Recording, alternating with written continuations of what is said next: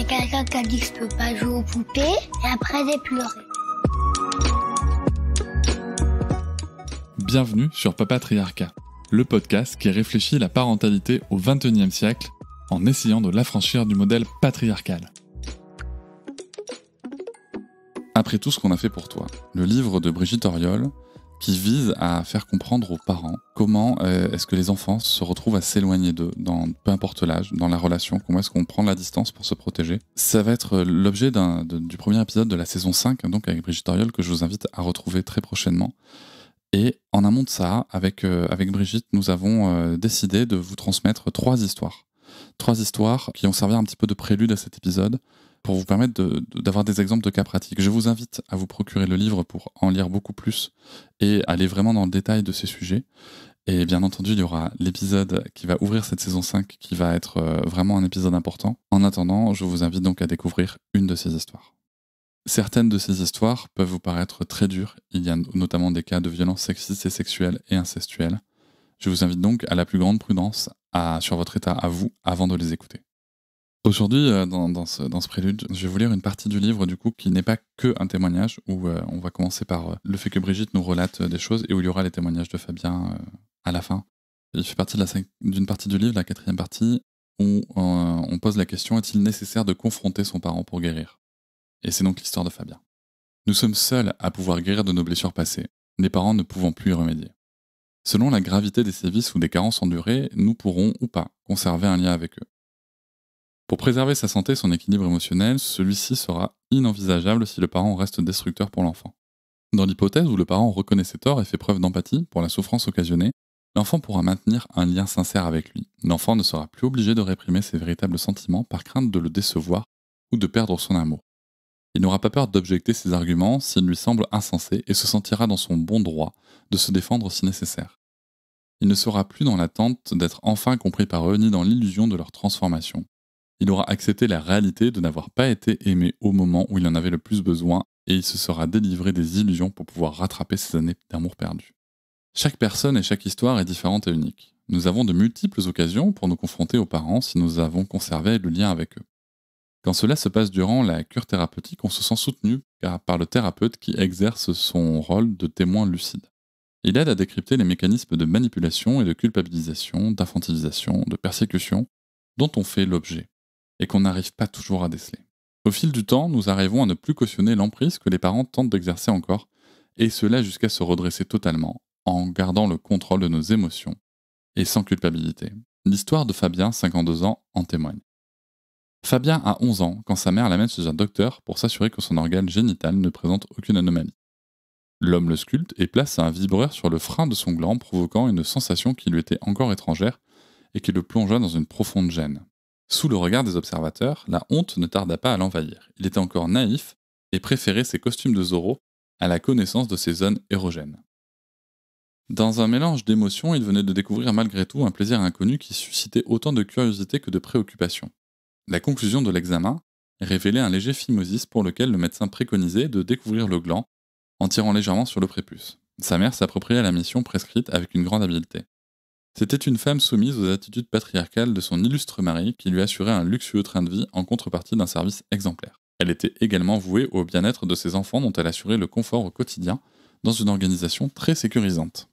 Elle invita Fabien à mettre en pratique les préconisations du médecin avec finesse et profiter de l'absence de son époux pour s'investir dans la tâche. Durant les siestes, elle installa une ambiance assez érotique dans sa propre chambre à coucher, volée en persienne et elle en sous-vêtements ou entièrement nue. Alors que son pénis était encore fraîchement marqué par l'excitation inopinée du médecin, Fabien ne pensait qu'à retrouver le goût du délice. Elle abandonnait sa main nonchalamment à proximité de son sexe, et Fabien s'abandonnait à son tour au creux de cette main propice à l'extase, sans savoir qu'elle allait devenir meurtrière pour son avenir sentimental. Au fur et à mesure de l'apprentissage, elle se mit à plat ventre. Ainsi, elle offrait son dos où elle pouvait s'allonger pour un contact charnel jusqu'à l'éjaculation. Il était même invité à se frotter contre sa jambe. Il ne voyait là aucun danger, car elle lui donnait la sensation de répondre seulement aux recommandations du docteur. Il voyait sa mère comme la bonté incarnée et avait une adoration sans faille pour elle, et ne pouvait absolument pas imaginer être exploité sexuellement au moment des faits. En percevant cet abus comme un privilège, il se sentait l'élu de son cœur. Il détrônait le pouvoir de son père sans se rendre compte qu'il perdait en même temps son statut d'enfant pour devenir l'amant de sa propre mère pédocriminelle. Lors des repas, elle lui faisait du pied sous la table. En regardant la télévision, côte à côte sous un plaid, elle pouvait le masturber. Il leur arrivait de prendre le bain ensemble et elle le laissait l'admirer quand elle occupait la salle de bain. L'amour qu'il ressentait pour elle le submergea au point de désirer toujours plus intensément ses invitations charnelles, durant lesquelles il était même autorisé à lui lécher les seins. Elle initiera ainsi aux enchantements du plaisir en créant chez lui une véritable addiction à la jouissance incestueuse.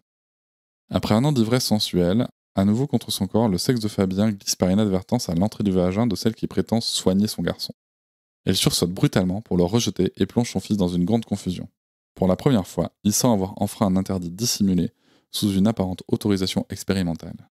Elle lui demanda de quitter la chambre sur le champ et à partir de là, l'antre de ses horreurs se referma définitivement. Fabien restera enfermé dans une immense culpabilité et honte d'avoir déçu sa mère, sans avoir su l'honorer de cet amour conditionné à la séduire. Il se retrouvait sans aucune identité. Il n'était plus un fils par le rôle d'amant qu'elle lui avait attribué et désormais, il n'était même plus l'objet de sa perversion. Il était totalement perdu, ne savait plus comment se comporter. Devant cette porte soudainement verrouillée, il suffoquait, sous le poids de sa faute, qui le plongeait dans une infinie et terrifiante solitude, déclenchant une angoisse étouffante.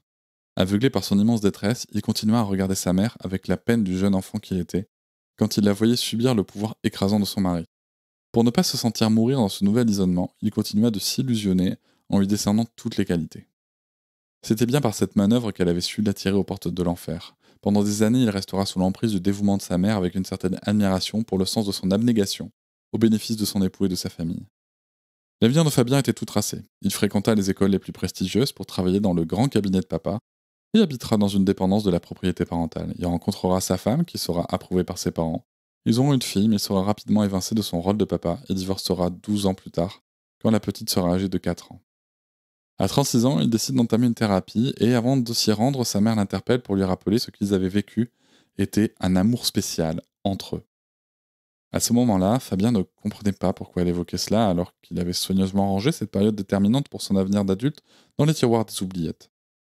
Il consultera plusieurs thérapeutes qui effleureront le crime sexuel dont il était victime, jusqu'à ce qu'une thérapeute beaucoup plus lucide s'indigne au sujet de ce qu'elle ne craignait pas de nommer pédophilie. Toute sa vie, Fabien avait rencontré des femmes calquées sur un modèle semblable. Il s'attachait rapidement, la partenaire répondait parfaitement à son appétit sexuel et très vite, il était confronté au scénario de son passé. Elles étaient manipulatrices, hystériques et très blessantes jusqu'à provoquer régulièrement des ruptures incisives. Et c'est là que se répétait son histoire. Quand sa mère lui avait fermé la porte au nez, la culpabilité était telle qu'il avait couru après elle, ventre à terre, pour rétablir le lien menacé et se sentir à nouveau aimé.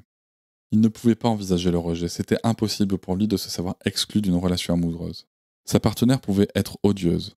Cela ne changeait rien, il voulait avant tout s'adapter à ses attentes au prix de s'annuler totalement, comme il l'avait toujours tenté de le faire avec sa mère. Le rejet le plongeait dans une douleur extrême accompagnée d'une intolérable peur de crever seul, comme le petit garçon de 12 ans est conduit de la chambre de sa destruction. Quand il ouvrit les yeux sur la réalité de ses agressions sexuelles, il en parla à sa mère en pensant qu'elle ne pouvait pas ignorer cet amour spécial dont elle lui avait si aisément rappelé l'existence quelques années auparavant. Elle nia tout en bloc. Et pour se protéger d'une infamie, elle alerta son mari, son autre fils et tout son entourage quant à la fragilité psychique de Fabien. Le patriarche ne tarda pas à convoquer la victime présumée pour lui asséner « Tu ne penses pas être un peu pudibond ?» Son unique frère ne souhaita plus lui adresser la parole et l'empire familial se chargea d'éloigner sa fille en assurant une vie luxueuse à l'ex-femme de Fabien. Son père revient à la charge à quelques occasions afin de vérifier si son fils avait retrouvé la raison et le sollicita à plusieurs reprises pour s'entretenir avec lui en lui proposant même de l'argent pour oublier le passé. Il se retrouva littéralement isolé, conscient de se contenter de relations sentimentales épouvantables pour contrôler sa peur de la solitude, tout en espérant retrouver un jour l'élu de son cœur. La pitié qu'il avait pour sa mère l'empêchait de sentir sa propre détresse, ses sentiments étaient bloqués, mais graduellement, il se rapprochait de la sinistre réalité dont il avait été l'objet. La présence et la qualité maternelle furent peu à peu remplacées par un abus grotesque disséminé sous un habit de sainteté. Ses souvenirs refoulés de cette mère manipulatrice et perturbée avaient maintenu en lui l'existence d'un mur le séparant de la réalité de sa mère et plus tard, le séparant de la réalité de ses relations sentimentales. Rongé par cette injustice et toujours plus lucide au sujet de la manipulation macabre dont il avait été victime, il se décida à surprendre ses parents en plein repas pour leur dévoiler ce qu'il avait subi. Il avait étudié son discours par cœur pour être sûr de ne rien oublier, et, droit dans ses bottes, il entra dans la salle à manger et sans se laisser interrompre, il leur dit Ça fait longtemps, papa, que tu veux t'entretenir avec moi. Alors me voilà. Tu as raison. Je vous devais une explication à cette distance que j'ai dû prendre avec vous. Je voulais te reparler de ce que tu appelais notre amour spécial, maman. Tu te souviens, j'allais partir chez mon psy à moto quand tu m'as interpellé pour me parler de cet amour. Comme pour me dire qu'il n'y avait pas lieu d'en parler au thérapeute car il s'agissait d'une histoire qui n'appartenait qu'à nous deux. J'étais très surpris par ton discours à l'époque, car ce passage de ma vie était rangé dans ma boîte aux souvenirs comme des plus ordinaires. Tout a commencé quand tu m'as amené chez un docteur vers l'âge de 11 ans, je crois. Il a examiné mon sexe pour vérifier sa conformité. Pour ce faire, il a utilisé un instrument qui imitait une masturbation afin de contrôler si mon pénis était bien décaloté. J'avais tellement honte. Dis-moi, maman, est-ce sur les bons conseils de ce docteur que tu as continué l'exercice? Pendant 1 an, quand la voie était libre, pendant les absences ou les siestes de papa, je te rejoignais dans ta chambre pour chercher les sensations que j'avais découvertes chez ce docteur. Tu me demandais de fermer la porte à clé, je me levais contre ton corps, et ta main était à la disposition de mon pénis pour y faire les va-et-vient qui déclenchaient un orgasme. Tu me laissais lécher tes seins. J'étais devenu complètement addict à ces petites récréations où je me sentais invité puisque tu n'y as jamais renoncé.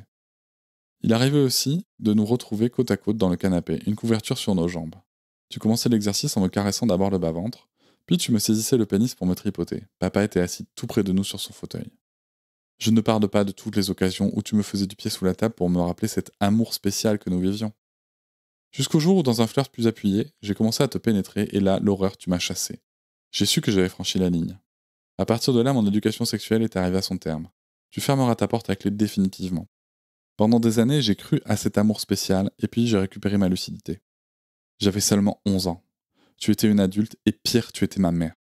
Au-delà de la relation incestueuse que tu avais instaurée, ce sont des viols que tu pratiquais sur moi. Tu as réveillé ma libido et je suis devenu un mendiant de tes pratiques comme un affamé. J'avais besoin de cette nourriture qui semblait me rassasier. Je ne pouvais pas discerner qu'elle m'empoisonnait. Oui, maman, ton amour spécial m'a totalement détruit. Je suis en 1000 morceaux à l'intérieur de moi. Quand tu as commencé cette éducation, j'ai perdu en même temps mon identité de fils pour devenir ton amant, et quand tu as stoppé nos rendez-vous hebdomadaires, j'ai perdu aussi mon identité d'amant. Je n'étais plus rien. Même plus un frère pour Patrick. Je n'ai jamais pu être un enfant avec lui quand il était encore petit, car moi, je jouais à faire l'amour avec ma mère comme un homme. J'ai vécu toutes ces années dans une grande confusion, y compris dans mon rapport aux femmes. Voilà pourquoi j'ai dû m'éloigner du foyer où j'avais tant souffert et qui me rappelait sans cesse combien on avait abusé de mon innocence. Aucun garçon au monde ne viendrait raconter des horreurs pareilles à ses parents si ce n'était pas vrai. Il n'y a aucun intérêt à faire ça. Je ne suis pas un monstre qui déciderait de vous faire du mal. Je suis juste une victime qui a cruellement souffert de confusion. Tous les enfants rêvent d'une famille unie et vraiment aimante. C'est la fin du témoignage direct de Fabien. Sa mère nia tout en bloc en prétextant qu'il avait rêvé tout cela. Son père lui demanda de quitter les lieux et plus tard, Fabien reçut un courrier dans lequel il le qualifia d'aliéné avec des débilités de la personnalité dont profitent certainement les thérapeutes, les psychiatres ou toute autre personne. Fabien n'attendait pas d'être compris. Il savait pertinemment que son père allait réagir de cette façon, mais il avait besoin de dénoncer les faits tels qu'ils s'étaient réellement passés. Cette démarche était nécessaire pour sortir de la prison de sa culpabilité car, par son attitude, sa mère se dédouanait de toute forme d'infraction, alors qu'elle était la seule et unique responsable de la plus haute trahison. Fabien ne doutait plus d'avoir été exploité, et c'est dans cette conviction qu'il a trouvé la force de confronter ses parents. Il en ressentit un profond soulagement. Désormais, il savait que ses parents n'ignoraient plus les vraies raisons de cette distance et de sa volonté de ne plus vivre dans le mensonge. Il faudra du temps à Fabien pour restaurer son image, reste abîmée par la honte d'avoir été partie prenante de la lubricité de sa mère, qui l'a conduit par la suite à fantasmer de longues années sur cet inceste. Aujourd'hui encore, l'estime de lui-même est écorchée par d'ignobles auto-jugements qui alimentent une culpabilité l'empêchant de s'éloigner des relations sentimentales qui le font souffrir. Car c'est ainsi qu'il pense expier le prix de sa faute. Si le père de Fabien n'avait pas eu peur de voir toute la perversité de sa femme dans les conduites incestueuses, et avait eu le courage de voir la réalité de son intention pour se ranger du côté de son fils, il aurait pu lui dire « Je suis sous le choc, Fabien, d'entendre ce que tu as vécu. C'est une exploitation sordide qui est aussi subtile que perverse. Tu ne pouvais pas repérer la manipulation car tu étais bien trop jeune à ce moment-là. Tu avais pleinement confiance en ta mère qui a joué sur les zones du plaisir et je comprends que c'est l'addiction qui a pris le dessus. J'ai honte, mon fils, de n'avoir rien vu. Je suis ton père et je me suis réfugié dans le travail. J'ai délibérément délégué la fonction parentale à maman et je n'ai jamais pris le temps de te connaître. Je t'ai laissé dans des mains qui ont brisé ton intégrité et aujourd'hui tu chancelles dans cette confusion. Je suis autant fautif qu'elle de ne pas t'avoir protégé, ni même de ne pas avoir pris le temps de te regarder grandir. Je ne sais pas si tu voudras encore me voir après ça, car je sais que je ne peux pas refaire notre histoire. Mais sache qu'à présent, je ne fermerai plus les yeux sur cette réalité sordide et que je serai à ton côté. Voici ce qu'Alice Miller écrivait à ce propos dans son livre « Le drame de l'enfant doué ». Si nos fils et nos filles en prennent conscience, s'ils peuvent nous le dire, s'ils nous donnent la chance de voir nos erreurs et nos défaillances, c'est une bénédiction. Cela permettra à nos enfants de rompre les chaînes de la domination et de la discrimination et du mépris, transmises de génération en génération. Ils n'auront plus besoin de se défendre par le pouvoir contre l'impuissance, si leur impuissance et leur colère d'enfant sont devenues des expériences conscientes. Je vous remercie de m'avoir écouté. Je vous invite à vous abonner au podcast sur votre plateforme préférée et à me retrouver sur Instagram, TikTok, Facebook et sur le blog papatriarcat.fr. À bientôt!